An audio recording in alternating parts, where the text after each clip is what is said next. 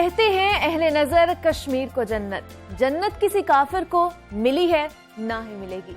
सुलगती वादी में 75 बरसों से मासूम कश्मीरियों पर शर्मनाक भारतीय मजालिम आज भी जारी हैं, लेकिन उसके बावजूद कश्मीरी और पाकिस्तानी अवाम यकजबान है कि कश्मीर बनेगा पाकिस्तान और बन के रहेगा। और आज दुनिया भर में बसने वाले पाकिस्तानी अपने कश्मीरी बहन भाइयों के साथ यकजहती का दिन मना रहे हैं। कश्मीरी बहन भाई आज़ादी की इस जंग में अकेले नहीं है, बल्कि पाकिस्तान का हर बच्चा उनका हम कदम है। इस हवाले से हम मजीद बात भी करेंगे अपने प्रोग्राम में, कश्मीर के हवाले से गुफ्तगू भी करेंगे, हमारे पास गेस्ट भी होंगे। लेकिन अभी बढ़ते हैं अपनी पहली स्टोरी की तरफ और कुछ बात कर लेते हैं उस वादी की जिसे ज़मीन पर जन्नत कहा जाता है। ये जन्नत नज़ीर वादी, जिसका नाम कश्मीर है और दुनिया की सबसे बड़ी इंसानी झील बन चुकी है। वैसे तो मकबूजा कश्मीर में भारतीय मजालिम की दास्तान इतनी ही पुरानी है जितनी खुद उसकी खुद साख्ता जमहूरी रियासत की तारीख हो। मजालिम की ये तारीख 7 दहाइयों पर मुश्तमिल है, मगर इसमें एक खूनी मोड़ उस वक्त आया जब भारत ने 5 अगस्त 2019 को मकबूजा कश्मीर की खुद मुख्तारी पर शब खून मारा और आर्टिकल 370 और 35A का खात्मा कर दिया। और इन आर्टिकल के खात्मे के जरिए कश्मीर की खसूसी हैसियत को खत्म कर दिया गया था, और जिसके बाद से मकबूजा कश्मीर में भारतीय फौज ने मजालिम का सिलसिला जारी कर रखा हुआ। हर नए दिन की होली खेली जा रही है, खून की होली वहां पर खेली जाती है और बेलगाम फोर्सेस अंधाधुंध बर्बरियत का मुजाहरा कर रही होती हैं। तलाशी और मुहासरे के दौरान बेगुनाह नौजवानों की गिरफ्तारियों का सिलसिला भी वहां पर किया जा रहा होता है। और पाकिस्तान समेत दुनिया भर में कश्मीरी बहन भाइयों से यकजहती और इजहार के लिए यौम यकजहती कश्मीर मनाया जा रहा है आज। और इस दिन को मनाने का मकसद मकबूजा कश्मीर के अवाम को हक, खुद इरादियत और भारतीय मजालिम के खात्मे के लिए आवाज उठाना और कश्मीरी बहन भाइयों को ये बावर कराना है कि वो भारतीय जुल्म और जबर के खिलाफ जारी जद्दोजहद में अकेले नहीं है, बल्कि पाकिस्तान का बच्चा बच्चा उनके शाना बशाना खड़ा हो। लेकिन जनाब, सवाल ये है कि जानवरों तक के हकूक के लिए आवाज उठाने वाले आलमी इदारे निहत्ते कश्मीरियों पर होने वाले जुल्म पर क्यों खामोश हैं?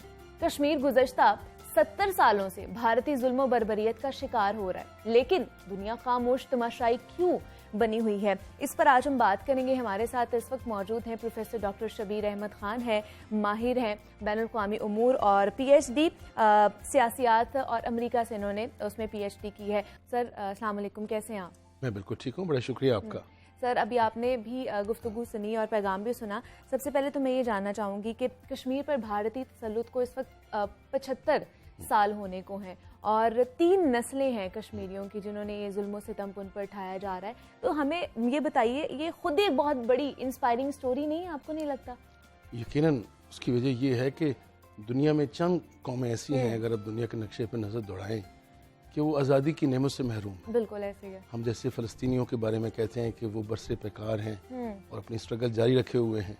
चेचनिया में देख लें कि वो भी आज़ादी के मतवाले हैं, और कई मुल्क दूसरे भी हैं।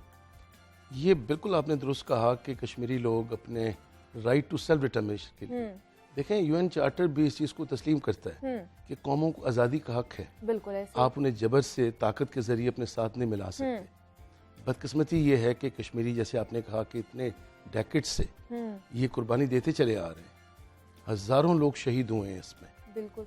और जो जुल्म सितम जिसकी आपने बात की कि बज़ाहिर एक डेमोक्रेसी होते हुए, लेकिन जिस तरह से उनको उनके हकूक से महरूम रखा गया, सिर्फ महरूम ही नहीं रखा गया, बल्कि वहाँ इस तरह का इंसानी अलमिया है कि वो एक नॉर्मल जिस तरह इंसान अपनी ज़िंदगी गुजारते हैं वो नहीं गुजार पा रहे। लोगों को मिसप्लेस किया जाता है, उनको उनके घरों से उनको जो रियासती इदारे हैं वो उठा के ले जाते हैं। अच्छा, वहाँ पे लोगों को कत्ल किया जाता है, लोग शहीद होते हैं।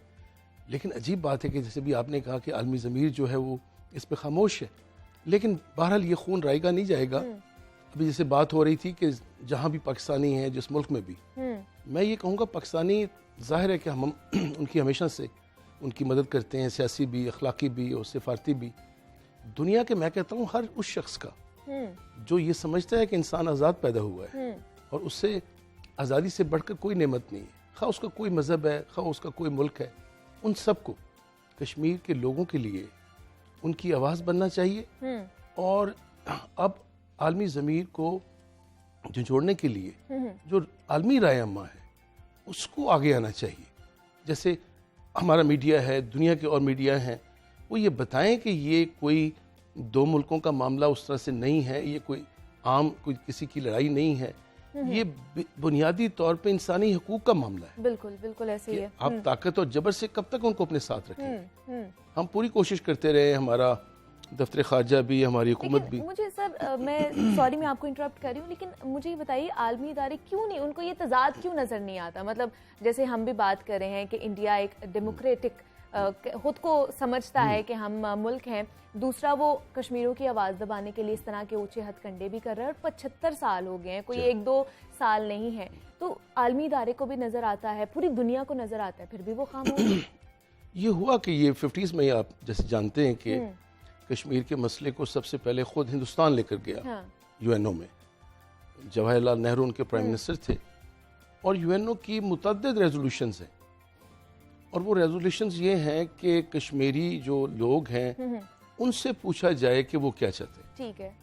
प्लेबिसाइड की बात तो वाज़ेह तौर पे की है आलमी इदारे ने कि वहाँ एक इस्तिस्वाब राय होना चाहिए। इस्तिस्वाब राय इलेक्शन से या रेफरेंडम से थोड़ा फ़र्क होता है। उसमें आपको 2 ऑप्शन दिए जाते हैं कि इनमें से कोई एक ऑप्शन जो है वो अख्तियार कर लें। ठीक है। दोनों मुल्कों ने इसको तस्लीम किया, और होना तो ये चाहिए था कि यूएन रेजोल्यूशंस के मुताबिक ये कश्मीरियों को उनका हक दिया जाता और उनसे पूछा जाता, जो आज तक नहीं पूछा गया। यही जुल्म और यही जबर है। बदकिस्मती ये है कि यूएनओ ने जब कभी ये बात की है ना, यूएनओ के 2 आप कह लें चार्टर्स हैं। अच्छा। या आर्टिकल्स कह लें, चैप्टर 6 है और चैप्टर 7 है। ये कभी भी उस चैप्टर में लेकर नहीं आए कि जहां यूएनओ अपने किसी फैसले को ताकत के जरिए भी मनवा सकता है। जैसे अफगानिस्तान में जंग हुई, वो ऑथोराइज किया यूनाइटेड नेशंस ने, सिक्योरिटी काउंसिल ने। इराक वार को भी ऑथोराइज किया, लेकिन इंडिया के बारे में उन्होंने एक बार भी ये नहीं कहा कि इंडिया को मजबूर किया जाए। और इंडिया भी अब तक यही क्लेम करता आ रहा है, लेकिन बाद में हमारे कुछ बाहमी मुआहदात भी हुए, जैसे मुआहदा शिमला है। अब हिंदुस्तान का क्लेम ये है कि ये बाहमी तनाज़ा है, इसको तय होना चाहिए 2 मुल्कों के दरमियान। अच्छा। हमारा ये मौक़िफ़ है, जो हमारे आज प्रेसिडेंट ऑफ पाकिस्तान उन्होंने भी इसको दोहराया है कि जो अक़वाम मुत्तहिदा की करारदादें हैं उनके मुताबिक जिस पे इंडिया ने इत्तफाक किया था, उसके मुताबिक ये फैसला कश्मीरी लोगों को करना है। बिल्कुल ऐसे ही। अब ये जो एक अलमिया है ना कि आपने कहा कि आलमी ज़मीर या जो बड़ी ताकतें हैं, बदकिस्मती ये है कि जो रियासतें हैं, खा वो अमरीका है, बरतानिया है, या जो बड़ी छोटी ताकतें हैं, उनका मफाद जुड़ा हुआ है हिंदुस्तान के साथ। हिंदुस्तान 1.5 अरब, आप जानते हैं 150 करोड़ लोगों का मुल्क है। बिल्कुल ऐसे ही है। दुनिया में अब जो हुकूमत है वो मल्टीनेशनल्स की है, वो बड़े बिजनेस की है। वो अपना माशी मफाद देखते हैं इंडिया के साथ। अपनी हुकूमतों को वो मजबूर नहीं कर पाते, क्योंकि हुकूमतों में जो लोग बैठे हुए हैं वो उन्हीं के पैसे से इलेक्शन लड़के आते हैं। तो बदकिस्मती यही है कि दुनिया के बाकी ममालिक भी, ये जो जमहूरी ममालिक कहलाते हैं, उन्हें ये दिखाई नहीं दे रहा कि आप लोगों को इस तरह जुल्म और जबर के साथ कब तक अपने साथ रखेंगे। होना तो ये चाहिए था कि ये बड़े ममालिक इस मामले में मुदाखलत करते और हिंदुस्तान को मजबूर करते इस बात पे कि वहाँ जो वो सिर्फ मुसलमानों के साथ ही नहीं, हिंदुस्तान में माइनॉरिटीज के साथ, उनके साथ भी गलत है, सिख हैं, क्रिश्चियंस हैं। अब खासतौर पे ये जो मोदी गवर्नमेंट है इस दौर में, तो खुद अब वहाँ लोग कहना शुरू हो गए। बिल्कुल ऐसे ही है। मेरा ख्याल है कि दुनिया को ये बताने की जरूरत है कि देखें, कश्मीर जो है ये एक इंसानी अलमिया है, ये इंसान के बुनियादी हकूक का मामला है, इसको किसी और बात से न जोड़ा जाए। और उनकी जो कोशिश और स्ट्रगल है वो इंडिजिनस है। जैसे अभी आपने कहा कि इतनी कुर्बानियों के बावजूद भी वो लोग जो हैं अपने इस मौक़िफ़ से पीछे नहीं हटे, और जब भी उनको मौका मिलता है वो अपना इसका इजहार करते हैं, प्रोटेस्ट करते हैं, जलसे करते हैं, जब स्ट्राइक्स करते हैं।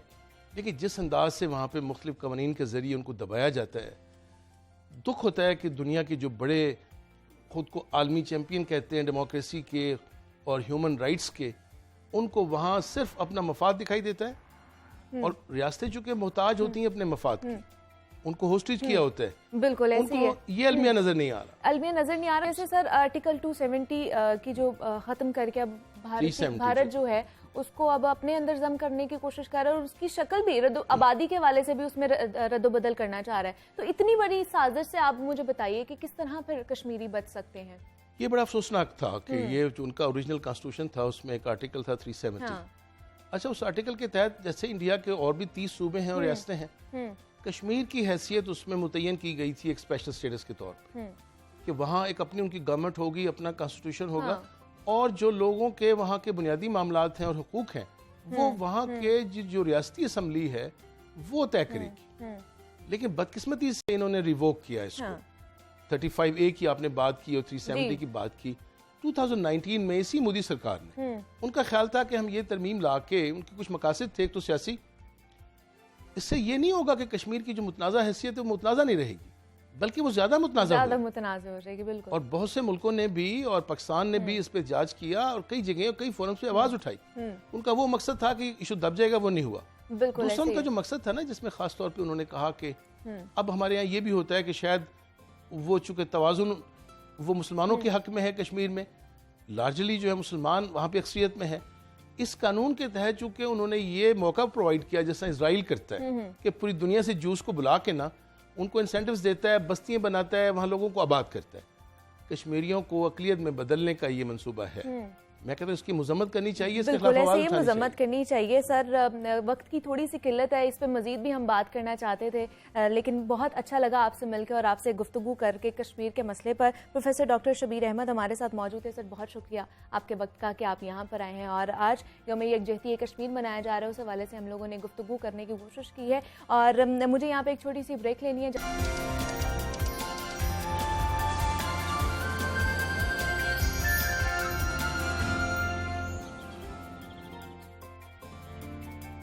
वेलकम बैक टू जागो लाहौर। जनाब, अब कुछ बात हो जाए सोशल मीडिया और इंटरनेट के इस्तेमाल के हवाले से, तो जैसे जैसे इंटरनेट का इस्तेमाल बढ़ रहा है वैसे वैसे साइबर क्राइम्स में भी इजाफा होता ही जा रहा है और जिसमें खवातीन से हरासमेंट के वाकयात सरे फहरिस्त हैं।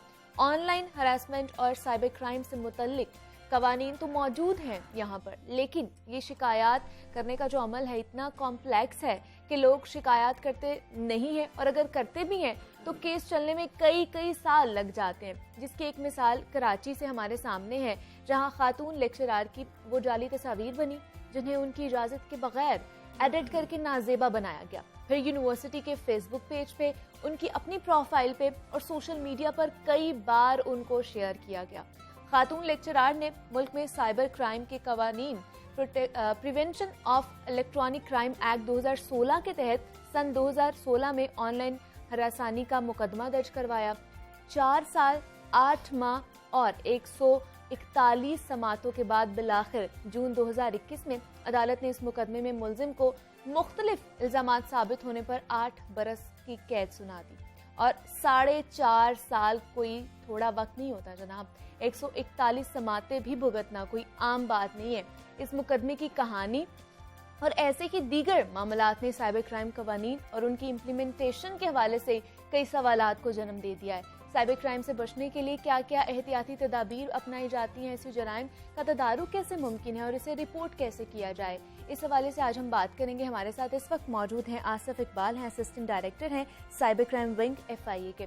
सर, मैं आपको खुश आमदीद कहती हूँ जागो लाहौर में। कैसे हैं आप? जी अल्हम्दुलिल्लाह, बिल्कुल। सर, साइबर क्राइम्स के हवाले से जैसे मैं अभी बता रही थी और हालिया ही रिपोर्ट हमारे सामने है कि गुज़श्ता साल जो है साइबर क्राइम के हवाले से FIA को 1000 जो है वो 1 लाख जो शिकायत मौसूल हुई हैं। इसका मतलब है कि साइबर क्राइम्स में हम देख रहे हैं कि मुसलसल इजाफा ही होता जा रहा है। तो अमूमन मैं अगर आपसे पूछूं तो कौन कौन सी और किस नौयत की ज़्यादा शिकायत मौसूल होती हैं आप लोगों को? जी बिस्मिल्लाह। यही जो अभी आप इंट्रो में बात कर रही थी, हरासमेंट के हवाले से, फीमेल्स की और डेफेमेशन के हवाले से। अच्छा, ठीक है। हमारा सेक्शन 20 है, offences against dignity of a person. ये वो हमारे पास शिकायत है साइबर क्राइम विंग के पास जो कंपैरेटिवली ज़्यादा होती है। ठीक है। सोशल मीडिया का वैसे तो ओवरऑल क्राइम है, लेकिन ये सेक्शन जो हैं वो ज़्यादा मतलब हरासमेंट के हवाले से ज़्यादा आती हैं। मतलब एक दिन में अगर मैं आपसे पूछूं तो कितनी रेशो क्या निकलती है? देखिए, एक साल में अगर 1 लाख कंप्लेंट्स हैं, आप उससे पीछे वाले साल में अगर जाएं, ठीक है, तो वो 60,000 थी। अच्छा। उससे पीछे चले जाएं तो मेरा ख्याल 38,000 थी। आप ये देखिए कि इसकी 60,000 से 1 लाख पे जाना ये एक बड़ा नंबर है, बहुत बड़ा नंबर है, बिल्कुल। और दूसरी चीज ये है कि इसमें ये जरूरी नहीं है कि 1 लाख यहाँ पे ओरिजिनल कंप्लेंट्स 1 लाख थी। अच्छा। वो इससे कहीं ज्यादा होंगी। वो जो आप ये प्रोग्राम कर रहे हैं कि लोगों को बताया जाए कि आपने रिपोर्ट कहाँ पे करना है, लोगों को इनकरेज किया जाए कि आपने लॉ एनफोर्सिंग के पास जाना है। लेकिन इनकरेज करने के लिए मैं ये कहूंगा कि ये जो केस का आपने हवाला दिया, इसमें एक चीज अच्छी ये है कि 4 साल बेशक वो चला, वो मैंने भी ये सुना मीडिया पे कि 4 साल वो मुकदमा चला और 4 साल के बाद उनको जाके सजा हुई। डेफिनेटली उस खातून ने सफर किया होगा, बट हमारा ओवरऑल जस्टिस सिस्टम जो है इसमें कानून का इतना ज्यादा अमल दखल नहीं है। जस्टिस सिस्टम जो ओवरऑल है हमारा, कि आपने कोर्ट में जाना है, कोर्ट में हियरिंग्स होनी है, कभी लॉयर चेंज हो गया, कभी विटनेसेस नहीं आए, तो वो एक प्रोसीजर है। क्योंकि उसमें ये है कि कोर्ट ने भी beyond any shadow of doubt देखना होता है कि ये ऑफेंस हुआ है कि नहीं हुआ, और कितनी, और जिसको इम्प्लीकेट किया गया उसका कितना इसमें अमल दखल है। लेकिन सर इसमें ये भी चीज आती है ना, एविडेंस भी पूरे नहीं होते। अगर एफआईए की तरफ से देखा जाता है तो वो भी कई साल लगा देते हैं, बहुत अरसा लगा देते हैं एविडेंस पूरे करने के हवाले से, या कोई चीज अगर शिकायत की जाती है। नहीं, एविडेंस मैं आपको बताऊं, एविडेंस जो पूरा हो जाता है वो जो आपका रिमांड का टाइम होता है, अच्छा, वो मैक्सिमम 14 डेज होते हैं। उसमें आपने एविडेंस कलेक्शन करनी होती है, जितने दिन का आपको रिमांड मिला। अब रिमांड आमतौर पे 2 दिन का या 4 दिन का होता है, लेकिन साइबर क्राइम में जो एविडेंस होता है वो आमतौर पे या तो पहले ही कलेक्ट कर लिया जाता है, ठीक है, या बंदे को अरेस्ट किया जाता है तो साथ में कनेक्टिंग एविडेंस आपके पास आ जाता ओके। है। तो इसमें एविडेंस का वो नहीं होता कि आपने कहीं से उसको मैनेज करना है या कहीं से उसको कलेक्ट करना है। ये इसमें 0 और 1 डिजिटल एविडेंस अच्छा। होता है, या वो होता है या वो नहीं होता। तो इसलिए इसमें ऐसे भी केसेस में ये बताना चाहूंगा, ये तो 4 साल हुए, ऐसे भी केसेस जो साइबर क्राइम का पहला केस जो सजा हुआ, जिसमें कन्विक्शन हुई 20 माह की, वो विद इन 7 मंथ्स हुई थी। 2016 में वो रजिस्टर्ड हुआ था, ठीक है। मुझे आज भी याद है, अच्छा वो मेरा केस था इसलिए मुझे याद है बड़ी अच्छी तरह से, कि मेरा ख्याल सितंबर या अक्टूबर में हमने पकड़ा था और मई में उसको सजा हो गई थी, जो पहली कन्विक्शन थी। उसके अलावा सबसे बड़ा जो चाइल्ड पोर्नोग्राफी का केस है सरगोदा का, वो बड़ा मतलब एफआईए की हिस्ट्री का एक ही केस है, वो विद इन अ ईयर सजा हुई थी। अप्रैल 2017 में अरेस्ट हुआ था वो बंदा, और अप्रैल 2018 में उसको 7 साल की कन्विक्शन हो गई थी। ये जो केस की बात हो रही है, इस तरह के होंगे, but with in a year सजा बहुत सारे केसेस हुए। लेकिन इधर बात आ जाती है सर, तरीका कार क्या होता है? अगर आपका प्रोसेस क्या है? जैसे मैं बात करी थी कि लोगों को ये नहीं पता कि हमने साइबर क्राइम के पास जाना है, एफआईए के पास जाना है, कोई ऐसी चीज़ हो जाती है हमारे साथ, तो प्रोसेस क्या है अपनी शिकायत दर्ज कराने का? और क्या एफआईए, मुझे बताइएगा कि जितनी भी शिकायत आती हैं उन सब पे तहकीकात कर रहा होता है या फिल्टर की जाता है पहले? पहली चीज तो ये है कि शिकायत जो आती हैं उनको फिल्टर नहीं बल्कि प्रायोरिटाइज किया जाता है। ओके, ठीक है। जो सीरियस है, कुछ ऐसे ऑफेंसेस होते हैं जिसमें बच्चियां अपनी ऑब्जेक्शनेबल कंटेंट दे बैठती हैं, या खुद भेज देती हैं, या उनका कहीं मोबाइल स्नैच हो गया, चोरी हो गया, वो कंटेंट जिसके पास ब्लैकमेल, वो टॉप प्रायोरिटी होती है। उसमें होता ये है कि उसमें सुसाइड तक बच्चियां चली जाती हैं, उसमें घर उजड़ जाते हैं, उसमें अगर वो लीक हो जाए तो फिर चांस नहीं है उनकी नॉर्मल लाइफ में आने का। वो टॉप प्रायोरिटी होती है। ऑफेंसेस जो हेट स्पीच जो है, ये टॉप प्रायोरिटी है। साइबर टेररिज्म है, अगर उसमें कोई फॉल करता है तो ये कुछ ऐसे ऑफेंसेस हैं।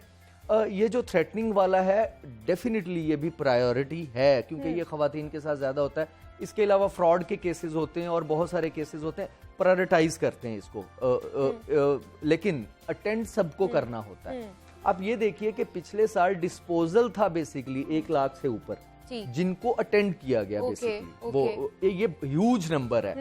तो इसलिए ये कि कुछ ऐसे लोग होते हैं जो कंप्लेंट कर देते हैं, उनका मसला हल हो जाता है, उनको हम बुलाते हैं, वो आते नहीं है। अच्छा। तो इसका मतलब है उसको क्लोज ही करना होता है। तो डेफिनेटली अगर उसके ऊपर हम काम करेंगे तो जो आके बैठे हुए हैं बेचारे जिनका मसला है, तो इसलिए अटेंड हम सबको करते हैं, हाँ। लेकिन उसको प्रायोरिटाइज कर लेते हैं कि कौन। लेकिन कुछ मसला ये होता है कि सजाएं होती हैं लेकिन बहुत कम वक्त के लिए होती है, या फिर सजाएं होती नहीं है, सुलह सफाई हो जाती है, ऐसे भी कोई वाकयात होते हैं? जी बिल्कुल, जी बिल्कुल। अच्छा, मैं जाती तौर पे इस चीज को इनकरेज करने वाला बंदा हूँ। वो इस वजह से कि हमने बंदा अरेस्ट किया, ठीक है, जो कंप्लेनेंट होते हैं उनकी या बंदे को आप बुला ही लेते हैं, तो होता ये है साइबर क्राइम में सबसे जो है वो खतरनाक खौफनाक चीज कह सकते हैं कि आपके जानने वाले, आपका कजन है, आपका क्लास फेलो है, आपके फैमिली फ्रेंड्स हैं, आपके कोलीग्स हैं, वो इतने करीबी लोग होते हैं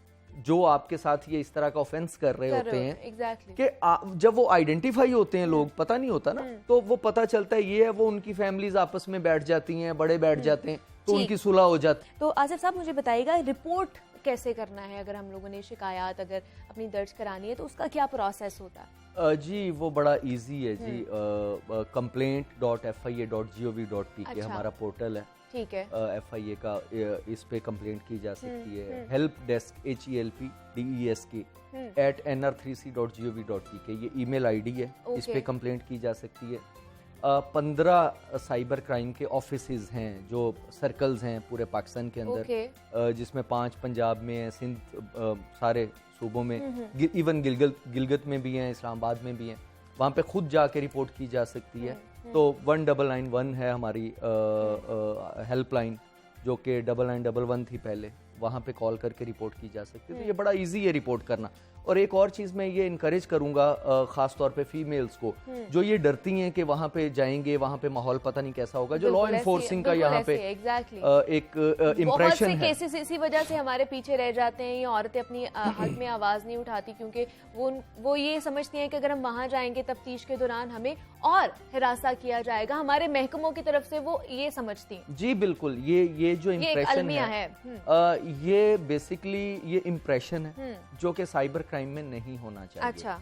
क्योंकि हमें इस चीज़ का अंदाज़ा है कि जो फीमेल जो यहाँ पे आती है, ये आखिरी उसके लिए हल है, वरना उसके बाद तो लेकिन ये है कि हमारे पास साइबर क्राइम विंग में ये 2018 में फीमेल्स को इंडक्ट किया गया, जो कि स्ट्रेस काउंसलर्स थी, और जब भी कोई कंप्लेंट करने के लिए जाती है फीमेल, और इसके अलावा 30% फीमेल ऑफिसर्स हैं साइबर क्राइम विंग के पास, जो कि इन्वेस्टिगेशन फीमेल्स की जो आती है तो उन्होंने ही करनी होती है। इसलिए खवातीन को ये इनकरेज करना चाहिए कि वो आएं, कंप्लेंट करें, और उल्टे सीधे सवाल क्वेश्चंस करने का इसलिए यहाँ पे नहीं हो सकता क्योंकि उनके एविडेंसेस तो ऑलरेडी आपके पास होते हैं, और जज करना या किसी को ये देखना, ये ना किसी ऑफिसर के पास टाइम है। और इसका एविडेंस ये है कि 14 साल हो गए साइबर क्राइम को काम करते हुए, आपने एक अल्हम्दुलिल्लाह सिंगल ऐसा केस नहीं देखा होगा कि जिसमें किसी विक्टिम का डाटा लीक हुआ हो, विक्टिम को हरास किया गया हो।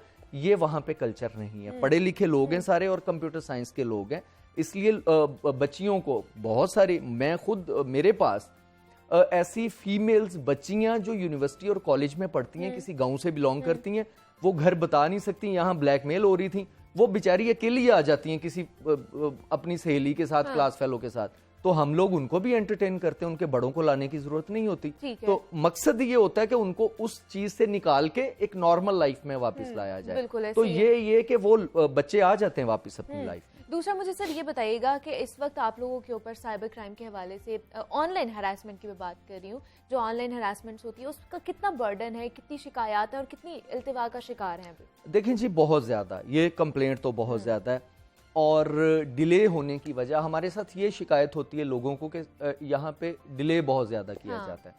उसकी वजह ये है कि लाहौर में अगर 30 या 40 ऑफिसर्स हैं इस पे काम करने के लिए, अगर रोज की 100 कंप्लेंट्स आएंगी तो वो डेली बेसिस पे 100 कंप्लेंट्स, और ये आती हैं। अच्छा, 30, 40, 50 आप 100 ऑफिसर्स करेंगे, 200 कंप्लेंट्स हो जाएंगी। इसमें एक ही चीज है, ये जो आपने ये इस तरह के प्रोग्राम्स करने, बच्चों को, लोगों को, ख्वातीन को ये बताना कि आपने इससे बचना कैसे है। अगर आप अवेयरनेस की कैंपेन अच्छे तरह से चला लेते हैं तो लोग इसका विक्टिम होने से बच जाते हैं। तो वो एक वाहिद रास्ता है। मेरी जो 10-12 साल की जो एक्सपीरियंस है उसके बेस पे मैं बात कर रहा हूँ कि लोगों को, बच्चों को एजुकेट करना चाहिए कि आपने हरासर्स किस तरह से आपको टारगेट करते हैं, जो फाइनेंशियल क्राइम हो रहा है वो किस तरह से हो रहा है, आपने उससे बचना किस तरह से। तो फिर जाते जाते हमें बता दें कि क्या क्या एहतियाती तदाबीर होनी चाहिए हमें कि हम साइबर क्राइम से बच सकें। जी बिल्कुल, उसमें सबसे पहली चीज जो मैंने देखी है, एक तो ये आमतौर पे मैं बात करता होता हूँ कि ऑब्जेक्शनेबल कंटेंट अपना जो है वो बनाना इसी तरह से है कि वो आप अपने आप को खुदकुशी के लिए आप जा रहे हैं, वो इस स्टेज पे पहुंच जाती है चीज। ऑनलाइन अकाउंट बनाएं, अननोन फ्रेंड्स को ऐड ना करें, ठीक है, उस अकाउंट को सिक्योर करें, 2 फैक्टर वेरिफिकेशन कोड उसके ऊपर लगाएं, ठीक है, उसको उसकी सिक्योरिटी और प्राइवेसी कीज जो होती हैं उनको देखें। कोई अपनी जाती तस्वीरें, अपनी फैमिली की तस्वीरें पब्लिक ना करें, वो लोग उठा के और फेक प्रोफाइल बना देते हैं आपकी। और दूसरी चीज ये है कि जब भी आपके साथ इस तरह का कोई क्राइम होना शुरू हो जाए तो कोशिश कीजिए कि आप साइबर क्राइम को रिपोर्ट करें। ठीक है जी। Asif Iqbal, assistant director cyber crime wing, FIA सन का ताल्लुक है। सर बहुत शुक्रिया आपके वक्त का, आप यहाँ पर आए हैं और इस हवाले से आपने हमारे साथ बात की है। साइबर क्राइम्स के हवाले से हम बात कर रहे थे कि FIA किस तरह उनको पकड़ता है और इसके हवाले से केसेस को किस तरह सुलझाया जाता है। तो यहाँ पे मुझे एक छोटी सी ब्रेक लेनी है, आपने कहीं नहीं जाना, मिलते हैं इस ब्रेक के बाद।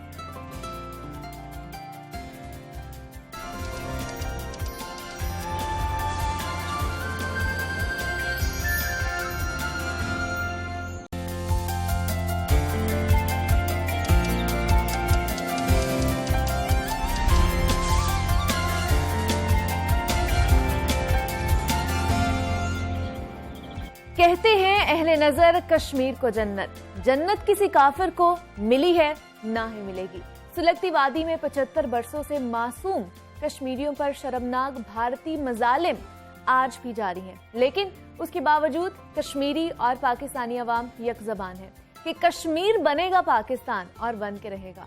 और आज दुनिया भर में बसने वाले पाकिस्तानी अपने कश्मीरी बहन भाइयों के साथ यकजहती का दिन मना रहे हैं। कश्मीरी बहन भाई आज़ादी की इस जंग में अकेले नहीं है, बल्कि पाकिस्तान का हर बच्चा उनका हम कदम है। इस हवाले से हम मजीद बात भी करेंगे अपने प्रोग्राम में, कश्मीर के हवाले से गुफ्तगू भी करेंगे, हमारे पास गेस्ट भी होंगे। कश्मीर में जारी भारतीय मजालिम के हवाले से तो भारत में शुरू दिन से ही कोई भी अकलियत महफूज नहीं रही है। भारतीय तारीख में अकलियतों के साथ जो मजालिम होते आए हैं उसकी मिसाल कहीं और नहीं मिलती है, और उसकी वजह है कि भारत में किसी भी जमात ने कभी भी हम आहंगी को फरोग नहीं दिया है, बल्कि मजहब की बुनियाद पर सियासत करके हुकूमत बनाने को तरजीह दी है। लेकिन पाकिस्तान में हमने देखा कि पहले दिन से ही मजहबी रवादारी को फरोग दिया गया। बानी पाकिस्तान कायदे-आज़म मोहम्मद अली जिन्ना ने अपने तारीखी खुतबे में ये क्लियर और वाज़े पॉलिसी का तयन कर दिया, जिसमें उन्होंने कहा कि आप आज़ाद हैं अपनी मस्जिदों में जाने के लिए, आप आज़ाद हैं अपनी किसी भी इबादत गाह में जाने के लिए, और रियासत पाकिस्तान में अपनी किसी भी इबादत गाह जाने के लिए आपको किसी से इजाज़त लेने की ज़रूरत नहीं है। आपका ताल्लुक किसी भी मज़हब से हो, ज़ात से या फिर नस्ल से हो, रियासत का इससे कोई लेना देना नहीं है। मुख्तलिफ कौमों और बरादरियों के दरमियान कोई फ़र्क नहीं होगा, हम सब एक ही रियासत के शहरी हैं। और उस दिन से लेकर आज दिन पाकिस्तान में हमेशा अक़लियतों के हकूक़ को मुकम्मल तहफ़्फ़ुज़ दिया गया है। अक़लियतों के लिए की जाने वाली पॉलिसीज़ मेकिंग में उनके नुमाइंदगान को शामिल किया जाता है, उन्हें असम्बलीज़ में और मुलाजमतों में मखसूस नशिस्तें दी जाती हैं। तो पाकिस्तान में अक़लियतों के लिए क्या क्या किया जाता है और मज़ीद क्या क्या करने के लिए इक़दाम उठाए जा रहे हैं, ये उन्हीं के नुमाइंदे से जानेंगे। और हमारे साथ इस वक्त मौजूद हैं एजाज़ आलम ऑगस्टिन साहब हैं, सूबाई वज़ीर बराए इंसानी हुकूक, बैनुल मज़ाहिब हम आहंगी और अक़लियती उमूर हैं। और हमें ज्वाइन किया है ज़ुनैरा इलियास ने, नुमाइंदा लाहौर न्यूज़ है। सर मैं आपको वेलकम कहती हूँ जागो लाहौर में, कैसे हैं सर आप? Thank you. ठीक ठाक है। ज़ुनैरा आपको भी मैं जागो लाहौर में खुश आमदीद कहती हूँ। सर आज जैसे योम यकजहती कश्मीर भी मनाया जा रहा है, तो सबसे पहले मैं उसी पर बात करना चाहूँगी कि आपको भी पता है पिछले 75 सालों से भारत ने कश्मीरियों को जो है गुलाम बना कर रखा हुआ है। तो मुझे बताइएगा आखिर इस पर आलमी ज़मीर क्यों नहीं जाग रहा, क्यों खामोश तमाशाई बना हुआ है, और पाकिस्तान की सतह पर आपको क्या कमी नज़र आती है जिसकी वजह से ये हो रहा है? देखिए मेरी बाप, इस वक्त जो कश्मीर में तकरीबन 8 मिलियन जो लोग हैं जिनके साथ इंडिया जो है मुसलसल, और दुनिया की सबसे बड़ी जो ह्यूमन राइट्स की वायलेशन है वो कश्मीर में हो रही है। तो यूनाइटेड नेशन के पास भी बहुत सारी करारदादें टेबल की गई हैं, लेकिन एक लॉबिंग है जो कि दुनिया जो है, दुनिया की पाकिस्तान की तरफ देखने वाली ऐनक जो है वो मुख्तलिफ है, और इंडिया की तरफ देखने वाली ऐनक जो है मुख्तलिफ है। यहाँ एक भी वाक़या हो जाए तो पूरी दुनिया में हलचल मच जाती है, और फिर हमें जो है उस पर पूरा प्रोपेगेंडा किया जाता है। लेकिन आप कश्मीर से लेकर इंडिया में तक देख लें कि वहाँ पे माइनॉरिटी के साथ जो जुल्म हो रहा है, और अब तो वहाँ की कोई भी जो अक़लीतें हैं, ख़ास तौर पर जो मुस्लिम्स हैं, क्रिश्चियंस हैं, और इवन दैन वहाँ की जो सिख कम्युनिटी है और हिंदू कम्युनिटी है, जो कि छोटी ज़ातों वाले लोग हैं, वो महफूज नहीं है। तो और मैं आपको एक दुनिया में सबसे ज़्यादा जो चर्चेज़ है वो इंडिया में जलाई गई है, और वहाँ पे जो कश्मीरियों की जो नस्ल कशी की जा रही है, और इस तरह के देखें, और पूरी दुनिया की सबसे बड़ी जेल जो है वो कश्मीर को बना दिया गया। बिल्कुल ऐसे ही है। तो ये सारी चीज़ों को मैं समझता हूँ कि दुनिया की जितनी जो आलमी इंसानी हकूक़ के जो अदारे हैं उनको अपनी आंखें खोलनी चाहिए, और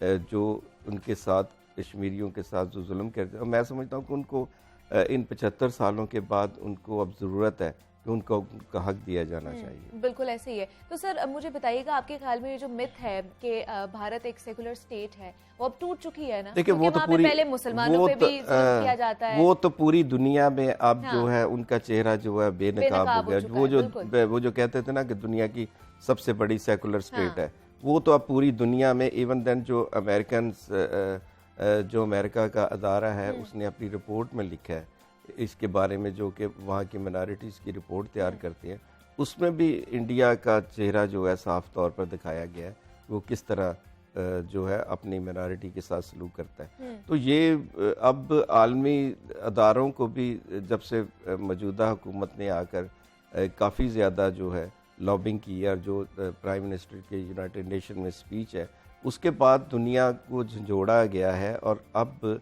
दुनिया उस तरीके से इंडिया को नहीं देखती जैसे पहले देखती। लेकिन सर अगर मैं आपसे पूछूं कि मुकाबला किया जाए भारत का, जहां पर अक़लियतों बिल्कुल भी महफूज नहीं है, वहाँ पे वो चाहे मुसलमान हो जाए, ईसाई हो जाए, सिख हो जाए, इवन के जैसे आपने बात की कि उनकी छोटी कम्युनिटी के हिंदू ही क्यों ना हो जाए, तो अगर पाकिस्तान में देखा जाए तो आप क्या कहेंगे, अक़लियतें कितनी महफूज हैं यहाँ पर? देखिए पाकिस्तान में तो डेफिनेटली इंडिया से बहुत ज़्यादा हालात बेहतर हैं, लेकिन छोटे मोटे वाक़यात हो जाते हैं जिनकी बुनियाद पर जो है वो भी मैं समझता हूँ कि जिस तरह आपने पहले कोट की है कायदे आज़म की जो 11 अगस्त 1948 की स्पीच जो है, उसमें तो कहीं भी जो कायदे आज़म थे वो कभी भी मजहबी रियासत नहीं चाहते थे। वो तो एक उनका जो नज़रिया था एक सेकुलर स्टेट था जिसमें तमाम मज़हब के लोग जो है वो मिलकर रहे।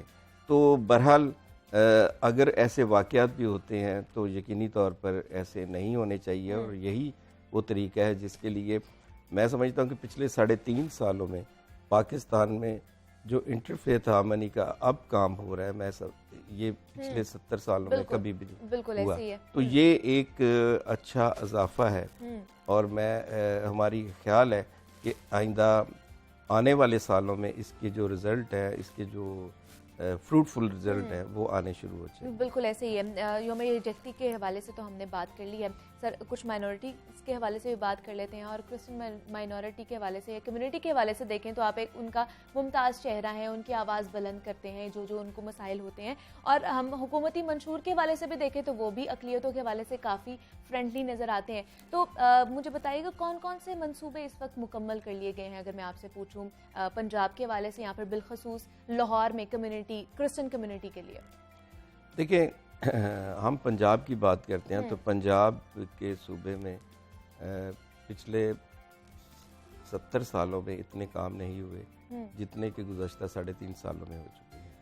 आप देखें कि इसमें जो हायर एजुकेशन में जो माइनॉरिटी को कोटा दिया गया, ये बहुत बड़ा माइलस्टोन है, और क्योंकि हमारे पास 5% जॉब कोटा तो था, लेकिन हमारी ज़्यादातर जो जॉब्स थी वो कैरी फॉरवर्ड हो जाती थी। उसकी बुनियादी वजह ये थी कि हमारे पास एलिजिबल कैंडिडेट नहीं थे। तो वो एलिजिबल कैंडिडेट का ना होना ये था कि हमारे पास हायर एजुकेशन के लोग नहीं। तो फिर हमने उसकी पूरी रिसर्च के बाद इस नतीजे पर पहुँचे कि हायर एजुकेशन में जब तक मिनॉरिटीज़ के लिए, और ख़ास तौर पर जो मार्जिनाइज सोसाइटीज़ होती हैं, उनको आप ने कौमी धारे में लाने के लिए इस तरह के एक्टिविटीज़ करनी पड़ती है। बिल्कुल। तो हमने फिर उनको जो है वो कोटा दिया, और उसकी बुनियाद पर पिछले 2 सालों में हज़ारों जो है मिनॉरिटी के स्टूडेंट्स यूनिवर्सिटीज़ में एडमिशन ले रहे हैं और यकीनी तौर पर आगे चलकर ये बहुत बड़ा एक जो है जो हमारी माइनॉरिटीज़ है उसमें एक बहुत बड़ी ताकत आएगी जिसके ज़रिए से ये सीटें कभी कैरी फॉरवर्ड नहीं होंगी। तो इसके साथ साथ पंजाब वाहिद सूबा है जिसने सबसे पहली जो है इंटरफेथ हार्मनी की पॉलिसी जो है वो इंट्रोड्यूस कराई है। ये हालांकि जब से पाकिस्तान बना है किसी सूबे में पहले ही, और फिर उसको सुप्रीम कोर्ट ने भी उसको बड़ा उसकी तारीफ़ की है और कहा है कि ये सारे सूबों में ये इस तरह की पॉलिसी होनी चाहिए। इसके साथ साथ हमने जहाँ तक लाहौर में, तो लाहौर में अब तक हम तकरीबन को 80 करोड़ के मंसूबे जो हैं लगा चुके हैं मिनॉरिटी आबादियों में, जिसमें इस दफ़ा एक इंट्रोड्यूस कराया गया है मिनॉरिटी डेवलपमेंट अथॉरिटी जो है लोकेलिटीज़ जो है वो जहानाबाद को मॉडर्न लोकेलिटी बनाया गया है और उसके साथ साथ मुख्तलिफ बाकी जगहों पे। और फिर एक जो सबसे अहम है वो रिलीजियस टूरिज़म है। हमने जितनी जो रिलीजियस साइट्स थी, जो हमारे चर्चेस थे, गुरुद्वारा थे, मंदिर थे, जिनकी हिस्ट्री ऑलमोस्ट 100 ईयर से पुरानी थी, उसको हमने स्टेट ऑफ द आर्ट बनाया है। और ख़ास तौर पे इसलिए कि जो लोग बाहर से आए वो कम से कम पता चले कि यहाँ पे ये तारीख है हमारी, इसको किस तरह हम लोगों ने रिवाइवल कर रहे हैं उसका। हाँ, फिर एक सबसे अहम बात है कि देखें आपने अपने बच्चों को या जिनको पूरी दुनिया को जब अवेयर करना है तो हमारे पास यूथ एक सबसे बड़ा वेपन है।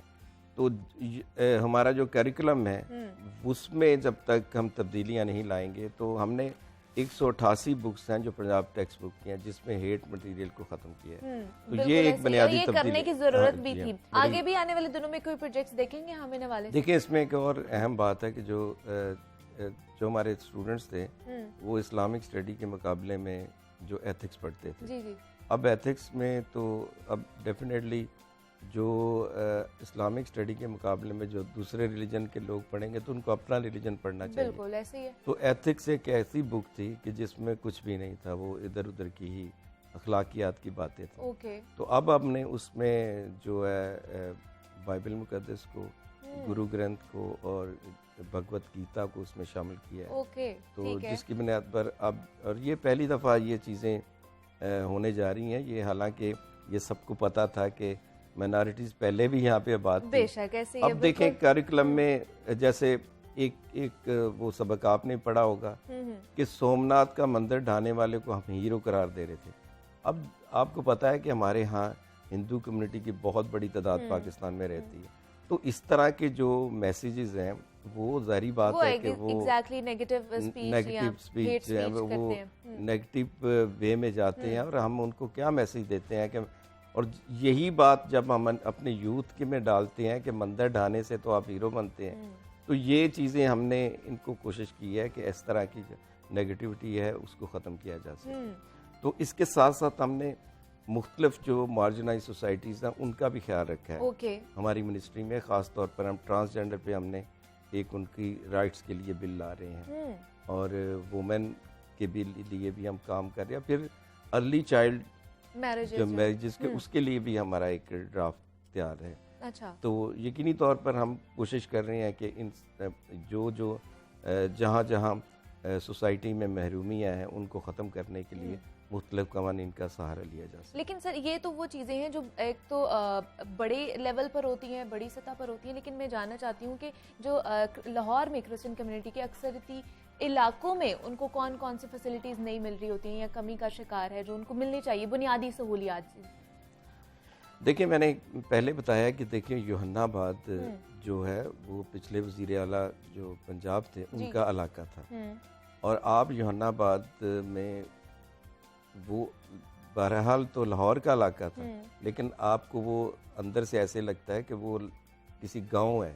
अच्छा। तो इस तरह वहाँ ना कोई डेवलपमेंट थी ना कोई कुछ था। तो जब हमने देखा तो फिर उसके बाद हमने उसके लिए प्रोजेक्ट लेकर आए मॉडर्न लोकेलिटी का। तो अब आप जहानाबाद में जाएं तो वो आपको बिल्कुल एक मॉडर्न लोकेलिटी नज़र आती है। तो यकीनी तौर पर इस तरह की और भी हम मुख्तलिफ जो मिनॉरिटी की आबादियाँ हैं उनमें हम इस तरह के प्रोजेक्ट लाए हैं, जिसमें बहार कॉलोनी है, दूसरे इलाके हैं जिन पे हम काम कुछ पे जारी है, कुछ पे प्रोजेक्ट जो करने जा रहे हैं। वो करने जा रहे हैं। मुझे जुनैरा आप बताइए कि अक़लियतों के हवाले से हमारे वज़ीर आला भी बहुत ज़्यादा बात करते हैं, वज़ीर आज़म भी बात करते हैं। पंजाब हुकूमत कितनी मुतहर्रिक नज़र आती है आपको? पंजाब हुकूमत अगर देखें तो फंड्स के हवाले से कहा जा सकता है कि इनके फंड्स अभी तक नहीं सुना के रुके हैं। प्लस स्पेशल ग्रांट्स जो हैं उनकी तरफ से दी जा रही हैं, क्योंकि जो कि एम्पावरमेंट कहना बड़ा आसान है और करना इन रियल वर्ड्स बहुत मुश्किल होता है। लेकिन हम पिछले 3 साल से तो देख रहे हैं कि काफ़ी हद तक फंड्स भी प्रॉपर टाइम पे पंजाब हुकूमत की तरफ से दिए जा रहे हैं। और पहली दफ़ा पंजाब में 5 गुना जो है वो डेवलपमेंट फंड जो है उसमें इजाफा हुआ। अच्छा, पहले इस मिनिस्ट्री का 50 करोड़ बजट था, अब ये 2.5 अरब पे चला गया। ठीक है, मतलब इजाफा किया और गया। बिल्कुल छोटी छोटी ग्रांट्स भी दी जा रही थी, जैसे कि क्रिसमस ग्रांट होती है अब स्पेशली, और जो यूथ में भी कुछ जो चेक्स हैं वो डिस्ट्रीब्यूट स्कॉलरशिप्स दी जा रही हैं स्टूडेंट्स को।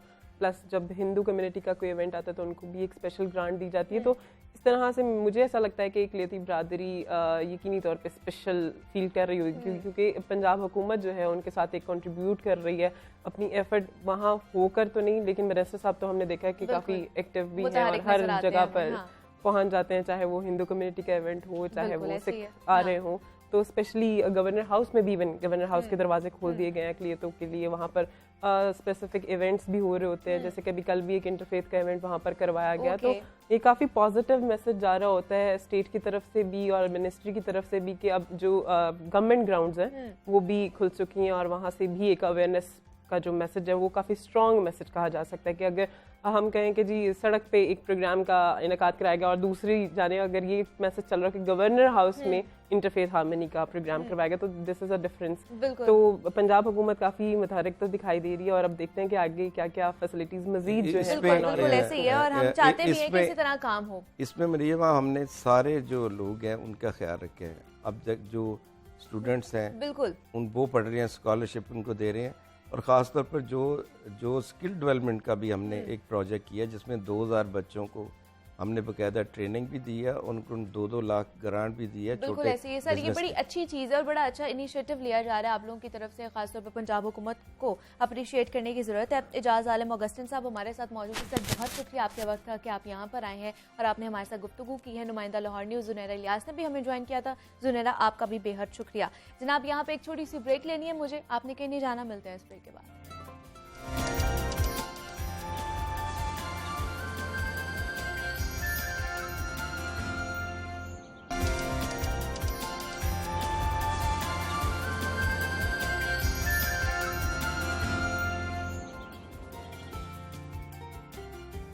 वेलकम बैक टू जागो लाहौर। जनाब कहते हैं ना शौक का कोई मोल नहीं, और हकीकत भी यही है कि जब आप किसी शौक को पूरा करने के लिए ठान लेते हैं ना तो लगन और जुस्तजू के साथ उसकी खोज में भी निकल पड़ते हैं। तो दुनिया की कोई ताकत आपका रास्ता नहीं रोक सकती है। और आपका ताल्लुक किसी भी तबके से हो, किसी भी प्रोफेशन से हो, आप दुनिया के किसी भी कोने में हो, कोई भी चीज़ आपके आड़े नहीं आ सकती है, मगर शर्त एक ही है कि आप मुसलसल मेहनत करते रहें और अपनी मंजिल की जानिब जो है वो सफ़र जारी रखें। और उसकी कई जिंदा मिसालें हमारे सामने भी हैं। और आज हम आपकी मुलाकात एक ऐसे ही बासलाहियत मेहमान से करवाने जा रहे हैं जो बाय प्रोफेशन तो ट्रैफिक वार्डन है, लेकिन उनका शौक है बॉडी बिल्डिंग करना। उन्होंने इतनी सख्त ड्यूटी के बावजूद भी रिसेंटली मिस्टर लाहौर के मुकाबलों में हिस्सा लिया और दूसरी पोजीशन अपने नाम की। बॉडी बिल्डिंग और ट्रैफिक वार्डन की नौकरी दो मुख्तलिफ काम है एज वी नो। तो वो ये दोनों काम कैसे इतनी कामयाबी के साथ कर रहे हैं, ये उन्हीं की ज़बानी जानते हैं। हमारे साथ इस वक्त मौजूद हैं वसीम अरशद हैं जो ट्रैफिक वार्डन होने के साथ साथ बॉडी बिल्डर भी हैं। वसीम साहब मैं आपको खुशामदीद कहती हूँ जागो लाहौर में, कैसे हैं आप? जी वालेकुम सलाम जी, शुक्र अल्लाह का मैडम, मैं ठीक। वसीम साहब आप लोगों की बतौर ट्रैफिक वार्डन अगर मैं कहूँ तो बहुत सख्त ड्यूटी होती है, तो इतनी सख्त ड्यूटी में से टाइम निकाल के ये बॉडी बिल्डिंग की आपने और उसके मुकाबले में हिस्सा भी लिया, दूसरी पोजीशन भी हासिल की, तो कितनी मेहनत करनी पड़ी आपको इसके लिए? मैडम ड्यूटी तो वाकई बहुत टफ है हमारी, तो लेकिन जब आपको कुछ अचीव करना हो, आपने और लोगों से मुख्तलिफ नज़र आना हो, तो फिर उसके लिए आपको कुछ डिफरेंट करना पड़ता है। बिल्कुल ऐसे ही है। इसके लिए मेहनत भी आपको ज़्यादा करना पड़ती है। ज़्यादा आप करेंगे मेहनत, हार्ड वर्क करेंगे तो फिर ही आप दूसरों से अलग नज़र आएंगे, फिर ही आप कुछ अचीव कर पाएंगे। लेकिन पूरा दिन आप लोग ड्यूटी पे होते हैं, इतनी सख्त ड्यूटी होती है, लोगों के साथ सर खपाना होता है, उनको बताना होता है, अवेयरनेस कैंपेन भी आप लोग दे रहे होते हैं, तो मतलब किस तरह फिर एक्सरसाइज का टाइम किस तरह निकालते हैं आप? मैडम बस मैनेज करना पड़ता था कि ड्यूटी के बाद ऑफ करके रास्ते में मैं जिम चला जाता था। हाँ। वहीं से मेरा कॉस्ट्यूम वगैरह वहाँ पे रखा हुआ था, एक्सरसाइज की, फिर मैं घर चला गया।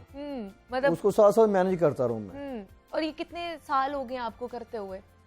वैसे एक्सरसाइज तो मैं काफ़ी देर से कर रहा हूँ, लेकिन प्रोफेशनल तौर पे नहीं कर रहा था, बस अपनी फिटनेस के लिए कर रहा था। फिटनेस के लिए कर रहे थे, लेकिन फिर कब शौक हुआ कि अच्छा मुझे अब मुकाबलों में भी हिस्सा लेना चाहिए? असल में वो आहिस्ता आहिस्ता फिर ना वो बॉडी डेवलप होती गई। हाँ। जैसे तरह आप कहते हैं ना कि आप बंदा मेहनत करता रहता तो फिर आहिस्ता आहिस्ता उसको उसका ना रिजल्ट मिलना शुरू हो जाता है। तो फिर इस दफ़ा मेरी कंडीशन काफ़ी बेहतर थी। अच्छा। मैंने कहा यार कि मुझे ना प्रोफेशनल तौर के ऊपर भी खेलना चाहिए, फिर मैंने इसके अंदर पार्टिसिपेट किया। लेकिन बचपन से आपका शौक था ट्रैफिक वार्डन बनना, मतलब इस तरह की नौकरी करना, या फिर बॉडी बिल्डिंग करना था? आपका शौक क्या था? नहीं, शौक तो मतलब दोनों चीजों को आप पैरेलल लेके चल रहे हैं ना? शौक तो मेरा बॉडी बिल्डिंग था। लेकिन बॉडी बिल्डिंग की वजह से मैं कुछ अर्न नहीं कर सकता था ना, वो तो मैंने एज ए आप कह लें अर्निंग का एक सोर्स बनाने के लिए जॉब को ज्वाइन किया है। ठीक है जी, ट्रैफिक वार्डन को, और ये मेरा शौक था तो उसको मैं साथ साथ फिर कैरी ऑन करता रहा। कैरी ऑन कर रहे हैं। लेकिन मैं पूछूंगी कि आपके इंस्पिरेशन कौन बनी आपकी, जिसको देख के आपने कहा कि अच्छा मैं बाय प्रोफेशन तो चलो मैं ट्रैफिक वार्डन हूँ, लेकिन साथ साथ मैं अपनी बॉडी बिल्डिंग भी करता रहता हूँ और फिर मुकाबलों में हिस्सा लूंगा? मैडम मेरा मुकाबलों का तो नहीं, मैं कहूँ कि मैंने बाय प्लान तो नहीं इसके अंदर आया। मैं तो बस फिटनेस के लिए था कि जब पेट निकल आता है, तोंद निकल आती है तो बंदा अच्छा फील नहीं होता, तो फिट रहने के लिए मैं एक्सरसाइज कर रहा था ताकि मैं फिट रहूं, मेरी फिजिक बेहतर रहे, पेट बाहर ना निकला, यूनिफॉर्म पहनी हो तो अच्छी लगे। उस लिहाज से मैं फिर एक्सरसाइज करता रहा, लेकिन वो आहिस्ता आहिस्ता फिर मसल डेवलप होते गए। हाँ। तो फिर मुझे लगा कि यार नहीं, अब इसके अंदर काफ़ी मैंने हार्ड वर्क कर लिया, तो मुझे प्रोफेशनल तौर पे बॉडी बिल्डिंग भी करनी चाहिए।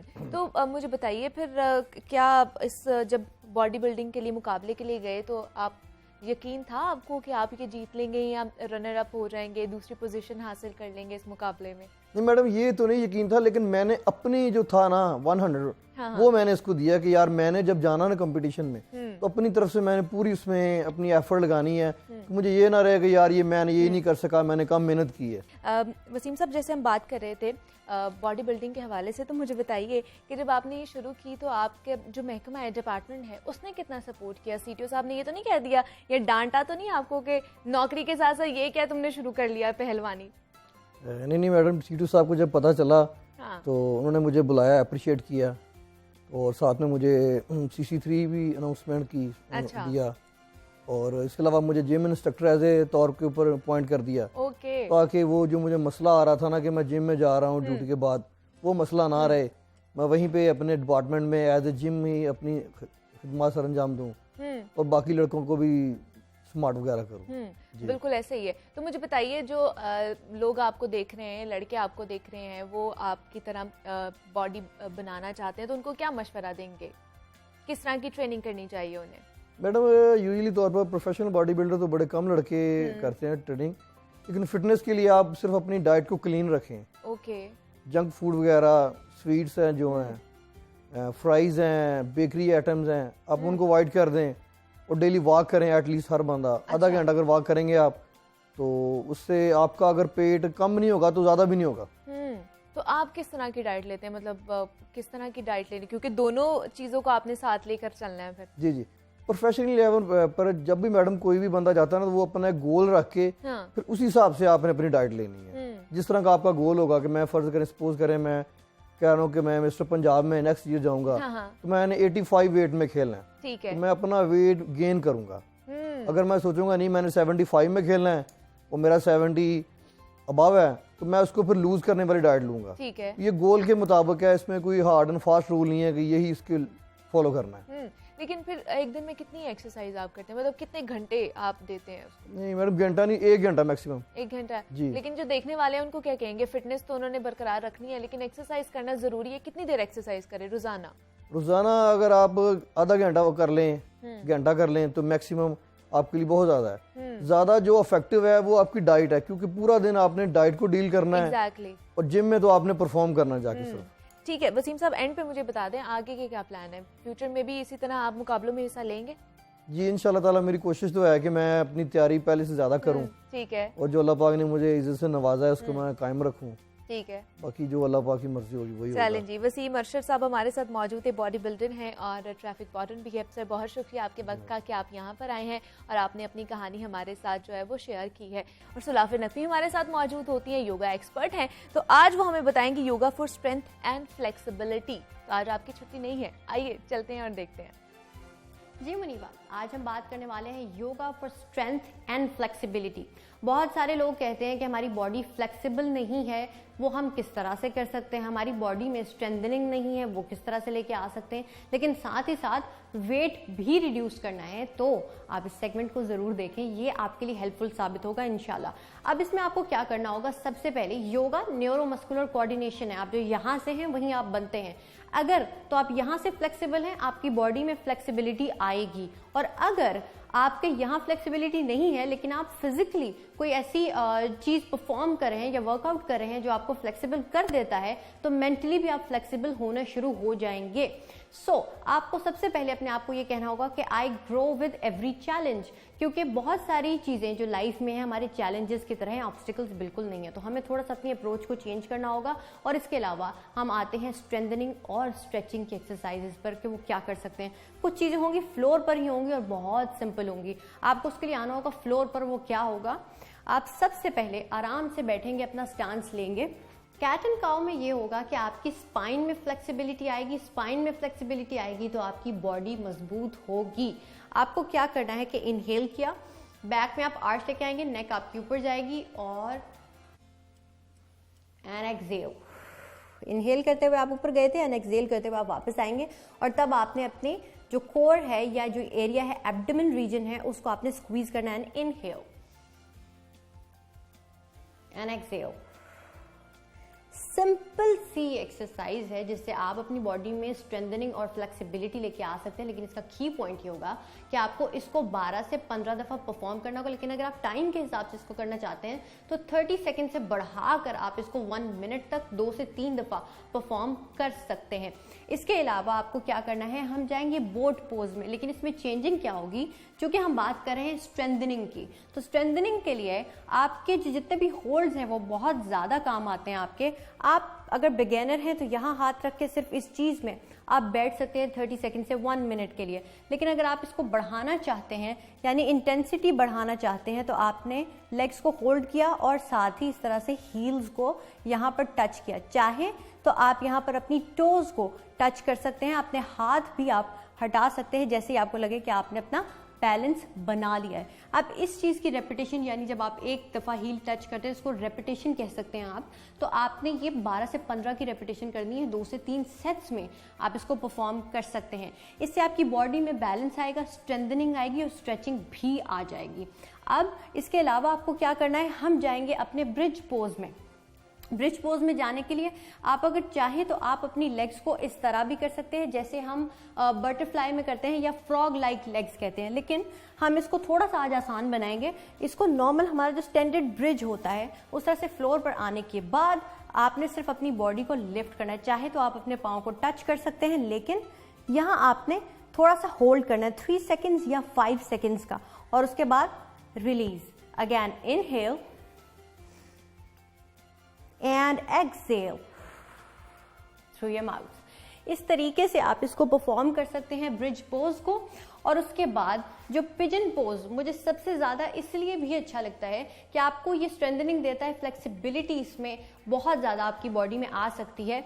बिगिनर्स जो होंगे वो सिर्फ रनर्स लंज होता है उसमें जाएंगे, अदरवाइज आप इसको परफॉर्म किस तरह से करेंगे कि आप आए फ्लोर पर आने के बाद आपने अपनी कंफर्टेबल पोजीशन ली। कंफर्टेबल पोजीशन लेने के बाद आपने अपने एक जो आपकी लेग है उसको इस तरह से स्ट्रेच किया, बेंड किया, और शुरू में अगर आप बिगिनर और यहाँ तक पहुँच गए हैं तो आप अपने हाथ बस यहाँ रखने हैं।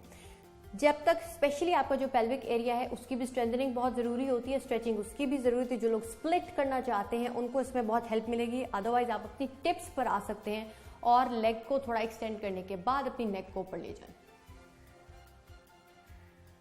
यहाँ। अगर आप इसको बढ़ाना चाहते हैं तो आपने यहाँ अपने हाथ रखे, बैलेंस अपना देखना है और उसके बाद अपनी एक लेग को रेज करने के बाद यहाँ आप इसको साथ लगा सकते हैं। अगर शुरू में बहुत मुश्किल है तो सिर्फ और सिर्फ आप अपना हाथ हटा दें और लेग को पहले रेज करके देखें कि लेवल क्या है और उसके बाद इसको होल्ड करें और बाद में यहाँ तक आप इसको लगा सकते हैं। इस तरीके से आप 15 से 30 सेकंड में आप इसको परफॉर्म कर सकते हैं। और साथ ही साथ जैसे ही हम स्ट्रेंथनिंग और स्ट्रेचिंग की बात करते हैं तो साइड स्ट्रेच सबसे आसान है। आपने उसको इस तरह से परफॉर्म करना है, यहाँ पर एंड एक्सहेल, इनहेल करते हुए जाएंगे, इनहेल एंड एक्सहेल। बाकी जो हमारे सीटेड सर्कल्स होते हैं वो भी बहुत ज़्यादा बेनिफिशियल है हमारे लिए। हमने सेम इसी तरह से इस चीज़ को परफॉर्म किया। 12 से 15 की रेपिटेशन, यानी एक सर्कल आपकी एक रेपिटेशन होगी। 12 से 15 की रेपिटेशन के अंदर आप इसको परफॉर्म कर सकते हैं। और साथ साथ जब आप अपनी सारी जो रेजिमेन है आपकी, उसको आप ले आएंगे एक अपनी फिटनेस गाइड में, यानी हर चीज़ को 15 सेकंड से 30 सेकंड तक, 1 मिनट तक लेकर जा सकते हैं, या आप 12 से 15 की रेपिटेशन 2 से 3 सेट्स के अंदर कर सकते हैं। आई होप कि आपको ये एक्सरसाइजेस पसंद आई होंगी। मुझे और जागो लाहौर को हमेशा की तरह आपके फीडबैक का इंतजार रहेगा और मेरी तरफ से हमेशा की तरह आपको इस जर्नी के लिए भी बेस्ट ऑफ लक गाइस। जनाब, yoga for strength and flexibility आज हमें करना सिखाया है सुलाफा डकवी ने, जो हमारे साथ मौजूद होती हैं। तो आप लोगों ने अपनी ये जो रजीम है योगा की, रोज़ाना आपने करना है और इसको बरकरार रखना है ताकि हम लोग फिट रह सकें। और जिस तरह आपको पता है फिट रहेंगे तभी तमाम तर जो बीमारियां हैं उनसे बच सकते हैं। तो अपना बहुत सारा आपने ख्याल रखना है। वीकेंड अच्छे तरीके से एंजॉय कीजिएगा, एहतियात भी कीजिएगा, SOPs का ख्याल रखिएगा। मंडे को आपसे दोबारा मुलाकात होगी, तब तक के लिए अपना बहुत सारा ख्याल रखिए। अल्लाह हाफ़िज़।